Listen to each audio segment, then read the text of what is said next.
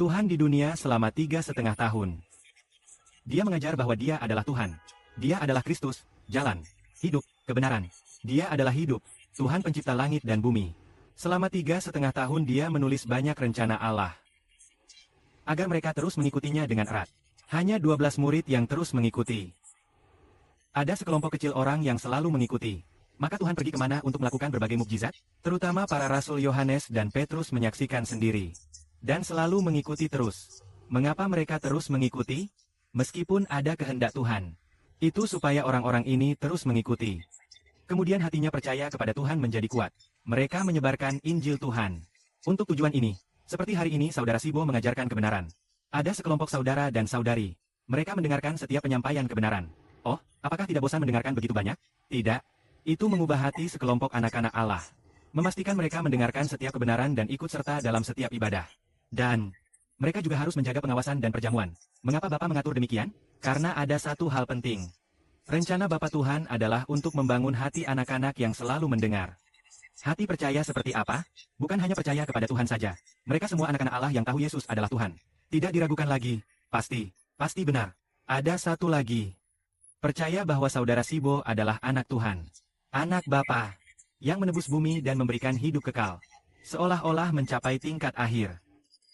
Setelah benar-benar percaya, Bapa menganggap sudah tepat. Percaya dengan sepenuhnya. Tuhan ingin anak-anaknya bersaksi bagi saudara Sibo. Agar orang-orang di bumi bekerja sama, agar mereka bersama dalam pelayanan. Agar orang percaya kepada saudara Sibo. Membangun iman orang pada saudara Sibo. Mungkin 20 hari yang lalu. Roh Kudus berkata demikian. Melalui saudari An, Roh Kudus memperlihatkan kepada saudara Sibo bahwa saudari An berkata demikian. Injil adalah saudara Sibo dan Tuhan Yesus. Injil adalah saudara Sibo dan Tuhan Yesus. Bahkan saudari An sendiri pun mengatakan hal itu. Sudah melihat saudara Sibo 10 tahun lalu. Dia melihatnya dalam penglihatan. Bahkan ada seorang saudari jiwa dari ibu negara. Sebelum saudara Sibo datang, dia sudah melihat saudara Sibo. Kemudian, imannya menjadi sangat kuat. Mengapa sangat kuat? Itu untuk satu hal. Ketika saudara Sibo menjadi Injil, dia akan menjadi pendukung yang teguh. Saksi teguh, siap berkorban nyawa.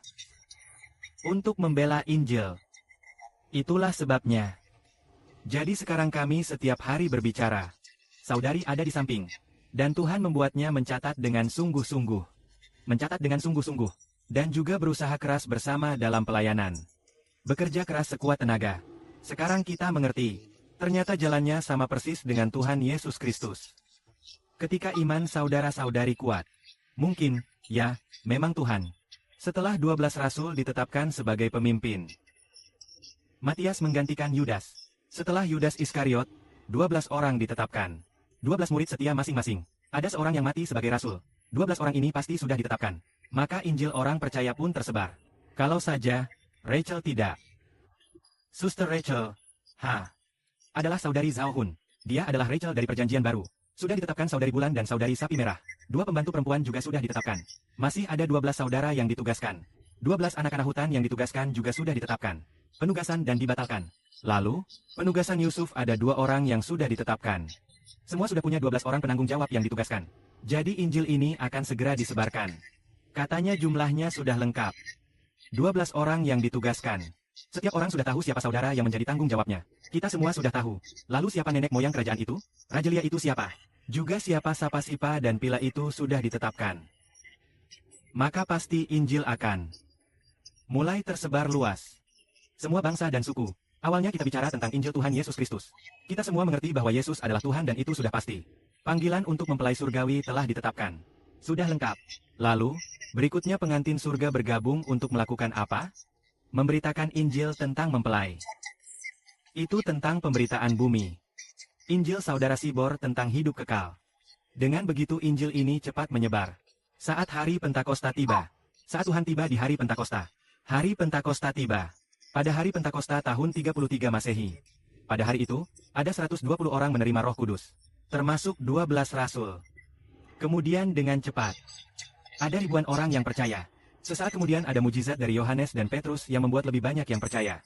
Lebih banyak lagi yang percaya kemudian. Inilah pola pemikiran Injil. Amin.